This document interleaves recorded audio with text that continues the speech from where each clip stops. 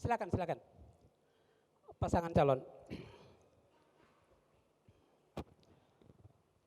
Masih dalam debat publik pemilihan Bupati dan Wakil Bupati Tojo Una-Una tahun 2020. Segmen ini adalah debat terbuka sesi 1. Pertanyaan dari masing-masing pasangan calon atau calon.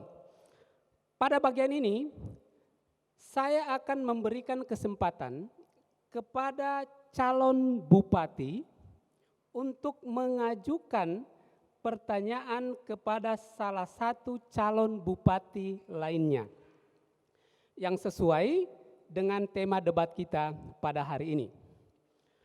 Pada kesempatan ini saya akan mempersilahkan calon bupati nomor urut 4 untuk terlebih dahulu memberikan pertanyaan kepada salah satu calon bupati lainnya. Waktu Anda 2 menit, bertanya dimulai dari sekarang. Baik, saya tujukan kepada nomor urut 2, karena saya melihat di lapangan selama sosialisasi, saya bukan melihat lagi yang disampaikan itu program, tapi janji-janji yang berlebihan, yang tidak melihat kondisi keuangan kita dari 1 triliun lebih itu, yang belanja rutin itu sekian persen, hampir 60%, yang kemudian sisa kurang lebih 40%, itu pun kurang. Salah satu misalnya jembatan Popanga yang disampaikan oleh Pak Haji Rendi di lapangan. Saya kemarin barusan dari Dataran Bulan. Jalan sana itu saya sudah laksanakan dengan pertama uang 6 miliar. Kemudian saya alokasikan lagi dengan 14,9 miliar. Selanjutnya saya alokasikan lagi 9,7 miliar. Bahkan sampai dengan Popanga itu kurang lebih 54 miliar, sudah tembus ke toilet. Tapi kemudian kita mendapat musibah dengan pengangkutan material tiang listrik. Ya. Pertanyaannya, bagaimana mungkin Bapak akan menunjuk kontraktor ketika Bapak langsung terpilih dilantik hari itu, apa langsung menunjuk, sementara kewenangannya itu adalah provinsi. Saya kira itu pertanyaan, makasih. Silakan calon bupati nomor urut 2 menjawab pertanyaan dari calon bupati nomor urut 4. Waktu Anda 2 menit dari sekarang. Baik, terima kasih. Semua program-program saya tidak ada satupun yang menjanji. 18-19 program kerja saya itu sudah mempunyai program secara nasional. Kita lihat mulai dari bedah rumah, ada dananya, ada programnya. Kita lihat lagi semua unsur-unsur yang menciptakan atau infrastruktur pedesaan, ada program dan ada. Semua program-program kami lakukan adalah keharmonisan daripada hubungan antara program nasional dan program daerah. Itu yang kami lakukan. Kami tidak pernah menyentuh yang namanya 1,1 miliar. Insya Allah kalau saya jadi bupati Tojo Una-Una, saya akan lakukan exercise ulang. Apa yang saya lakukan exercise? Saya lakukan pertemuan setengah kamar dengan Menteri Keuangan, dengan Bappenas. Dia itu melakukan exercise. Kenapa potensi Tojo Una-Una yang begitu dahsyat, yang begitu banyak, disamakan dengan Kabupaten Buah yang hanya mendapat 1,1 triliun. Ini menurut saya tidak ada pendekatan real ke pemerintah pusat. Harus digambarkan potensi apa yang sebenarnya di Tojo Una-Una. Kita mempunyai 3 kawasan yang betul-betul potensi. Ada kawasan Ulu Bongkai yang bisa kita masukkan dalam pisau atau kawasan produksi terbatas. Ada kawasan Dataran Bulan yang akan kita masukkan menjadi kawasan ekonomi terpadu. Dan di depan kita ada kawasan pariwisata yang kita masukkan dalam kawasan pariwisata. Kalau ketiga kawasan ini kita angkat menjadi satu keputusan presiden, ini dahsyat. Dananya itu karena 19 menteri akan mengikuti daripada keputusan presiden. Itulah strategi, itulah politik anggaran. Berkali-kali saya katakan, saya tidak pernah menjanjikan dengan masyarakat di sini. Tapi apa yang saya lakukan program-program, semua program-program yang sudah jalan, yang sudah dilakukan oleh pemerintah nasional, bahkan pemerintah SBY sudah lakukan. Apa itu? Kita lihat yang namanya infrastruktur pedesaan. Terima kasih. Ya. Terima kasih. Selanjutnya kami mempersilahkan calon bupati nomor urut 1 untuk memberikan pertanyaannya kepada salah satu calon bupati lainnya. Waktu Anda 2 menit dari sekarang. Sebenarnya saya ingin memberikan pertanyaan kepada calon bupati nomor yang lain. Tapi karena jawaban atas pertanyaan calon bupati nomor 4 dari calon bupati nomor 2 itu justru memunculkan pertanyaan baru, maka saya bertanya lagi ke nomor 2. Pak Randy, kita ini diatur kewenangannya. Jadi kepala daerah, jadi wakil kepala daerah, itu ada tata aturan kewenangan untuk kita operasionalkan. Ya kalau kewenangan pemerintah provinsi kita hanya sebatas berkonsultasi atau berkoordinasi. Oleh dan sebab itu maka saya bilang dari tadi, bahasanya tolong diperbaiki. Ya, tolong diperbaiki Pak Haji. Kasihan rakyat, kasihan rakyat. Ya, saya akan bangun. Sementara saya akan bangun itu bukan pada kewenangan kita sebagai kepala daerah kabupaten. Kalau peran-peran koordinasi, konsultasi semua bisa. Tidak harus bupati.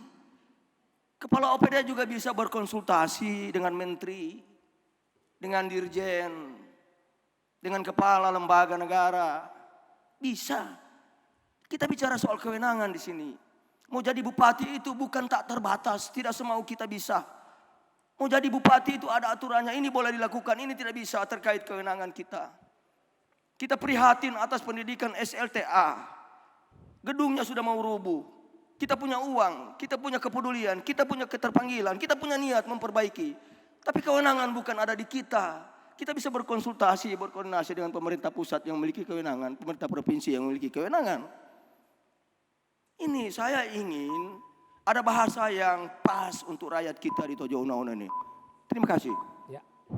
Baik.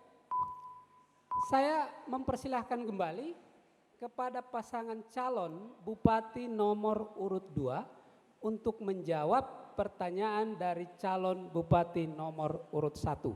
Waktu Bapak 2 menit dimulai saat Bapak berbicara. Susah memang kalau kita tidak memahami apa itu politik anggaran. Kita tahu bahwa politik anggaran itulah satu politik yang bisa melakukan satu strategi. Di mana strategi itu kita lakukan adalah untuk menentukan di mana letak-letak yang bisa kita manfaatkan sesuai dengan peraturan dan perundangan. Semua peraturan-peraturan perundangan membuat celah, memberikan celah untuk kita membangun. Saya tidak merasa heran kalau pasangan nomor 1 merasa mungkin tidak terlibat dalam persoalan ini karena saya menganggap beliau ikut terlibat dalam pemerintahan ini sebagai wakil bupati. Jadi saya sebagai orang yang matang kemari ingin membantu Tojo Una-Una dengan memberikan fasilitas bahwa ada politik anggaran yang seharusnya kita manfaatkan. Kalau politik anggaran ini kita manfaatkan secara bagus, kita mempunyai strategi yang saya katakan tadi. Bukan semena-mena, bukan semacam-macam untuk atau kita sekedar menjanjikan yang semena-mena, tapi itu berdasarkan peraturan. Ada peraturannya, ada perundang-undangan. Kita hanya membuat satu strategi di mana kita membangun kawasan-kawasan baru. Dengan demikian, maka uang dana pemerintah pusat akan melontar kemari. Apalagi dengan disesuaikan dengan politik anggaran yang kita maukan ini, saya kira tidak ada yang susah. Mungkin teman-teman di sini belum pernah merasakan. Saya 18 tahun sebagai anggota DPR Republik Indonesia. Hampir seluruh kawasan kabupaten di Indonesia Timur kita bantu dengan strategi itu. Kawasan Papua kita bantu. Kalau kita memungkinkan secara peraturan, tidak mungkin dibangun jalan tol di Papua. Tapi karena itu strategi politik, itu adalah yang namanya politik anggaran. Itu bisa dilakukan. Maka ini yang saya katakan, tolong teman-teman juga jangan terpaku, jangan seperti katak dalam tempurung. Keluarlah, belajarlah, keluarlah ke Jakarta lah. Minimal 1 tahun di sana Anda berbicara. Terima kasih. Ya. Terima kasih kepada pasangan calon nomor urut 2.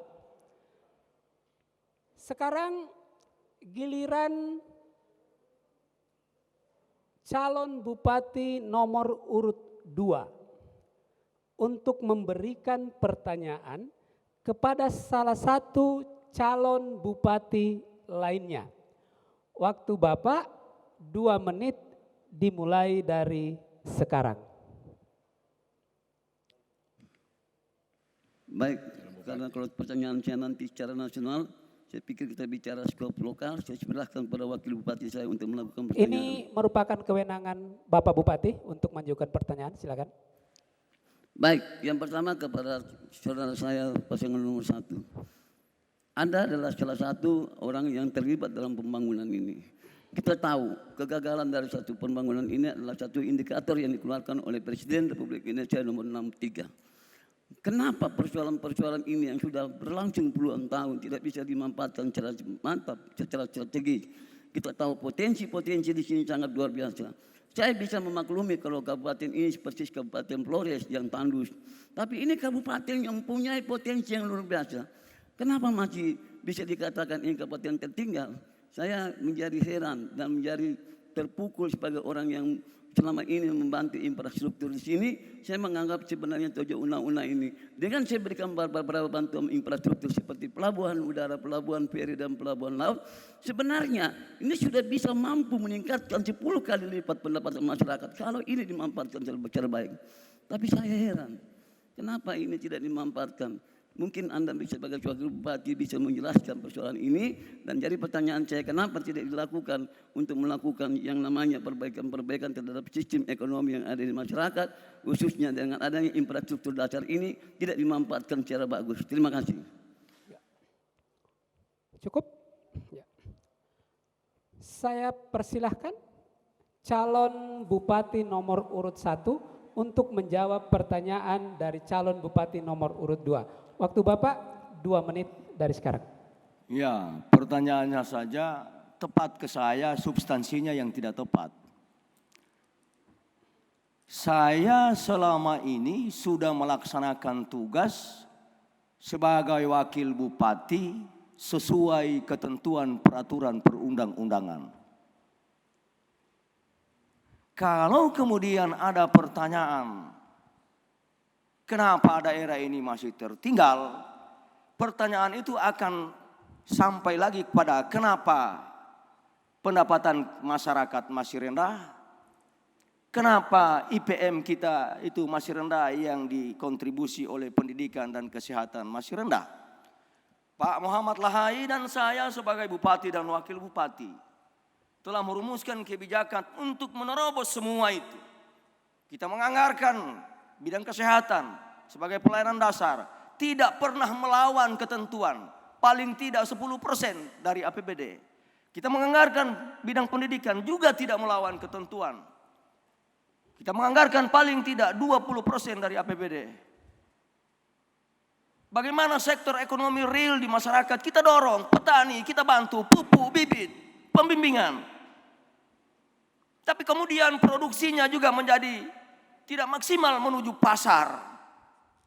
Pasar kita fluktuatif. Bagaimana nelayan kita dorong? Kita berikan bantuan, kita berikan pembimbingan, kita jamin dengan asuransi.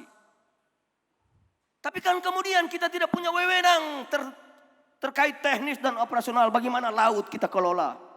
Itu kewenangan pemerintah provinsi dan pusat. Periksa aturan.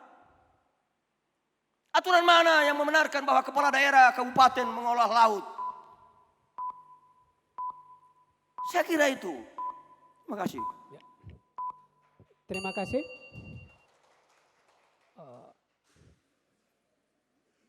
Selanjutnya kami mempersilahkan calon bupati nomor urut 3 untuk memberikan pertanyaan kepada salah satu calon bupati lainnya.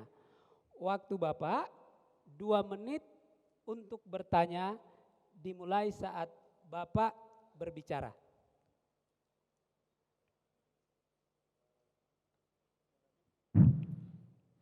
Terima kasih.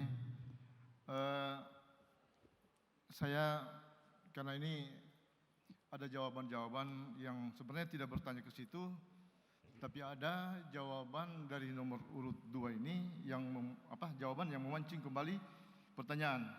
Tapi sebelum itu, yang ingin saya pertanyakan, bagaimana konsep dan strategi Bapak dalam menyelesaikan pelaksanaan pembangunan daerah dengan provinsi dan pusat, khususnya terkait dengan keterbatasan alokasi dana, perimbangan dan keterbatasan penerimaan PAD di tengah pandemi COVID-19. Dan juga yang pernah Bapak sampaikan pada sosialisasi, nanti ke depan Pak Randy ini akan menaikkan daripada APBD menjadi 3 triliun. Saya ingin pertanyakan dengan strategi cara apa sehingga Pak Haji Randy bisa menaikkan APBD kita menjadi 3 triliun. Saya kira terima kasih. Ya. Cukup. Selanjutnya saya persilahkan calon bupati nomor urut 2 menjawab pertanyaan dari calon bupati nomor urut 3. Waktu Bapak 2 menit dimulai saat Bapak berbicara. Saya kira yang pertama kita tahu bahwa penyelarasan ini sudah saya masukkan dalam program yang saya sebut program kerja, 19 program kerja. Itu adalah penyelarasan dari program nasional yang kita turunkan ke sini. Seperti membangun jalan-jalan ke desa itu. Kita pergunakan jalan-jalan yang disebut jalan infrastruktur pedesaan. Yang kedua, bagaimana cara menaikkan? Itu lakukan exercise. Saya banyak menentukan, kita lakukan exercise dengan potensi-potensi daerah ini. Makanya saya katakan harus dimengerti itu politik anggaran. Kalau tidak dimengerti di politik anggaran, sampai kapan juga kita ngomong sini pasti Anda tidak pernah mengerti. Makanya kalau kita pahami politik anggaran, kita akan tahu bahwa kalau kita mau merubah yang namanya PAD, kita lakukan exercise, kita pertemuan. Bahwa sebenarnya Toja Una-Una punya potensi ini. Atau kita masukkan potensi ini jadi satu kepulauan atau jadi kabupaten kepulauan. Dengan kita jadikan kabupaten kepulauan, ini akan langsung membengkak. Karena mencari 3 kali, karena itu undang-undang. Bahwa yang namanya kabupaten kepulauan itu anggarannya lebih besar karena teritorialnya di samping daratan juga laut masuk dalam teritorial daripada itu. Nah ini yang ingin saya sampaikan bahwa inilah politik anggaran. Jadi bupati tidak hanya sekedar orang untuk menjadikan dirinya sebagai bupati, tapi mampu melakukan inovasi, mampu mencari celah, mampu melakukan strategi. Bukan hanya omong-omong besar, bukan hanya omong-omong yang kasar, tidak. Sekali lagi saya datang kemari ingin membantu Kabupaten Toja Una-Una. 18 tahun saya melirik Kabupaten Toja Una-Una ini. 18 tahun Kabupaten Toja Una-Una ini saya bantu infrastrukturnya. Saya sangat mengenal masyarakatnya. Sehingga apa program saya jadikan program-program ini adalah program-program yang harmonis antara selaras dengan pemerintah nasional, pemerintah provinsi dan pemerintah kabupaten. Ini yang saya katakan. Terima kasih. Ya. Terima kasih. Waktunya cukup. Hadirin sekalian, kita telah mendengarkan jawaban dari semua calon bupati pada hari ini. Selanjutnya kita akan lanjut pada segmen berikutnya, yaitu segmen kelima. Untuk itu kita istirahat sejenak dan kita akan kembali setelah jeda pariwara berikut ini.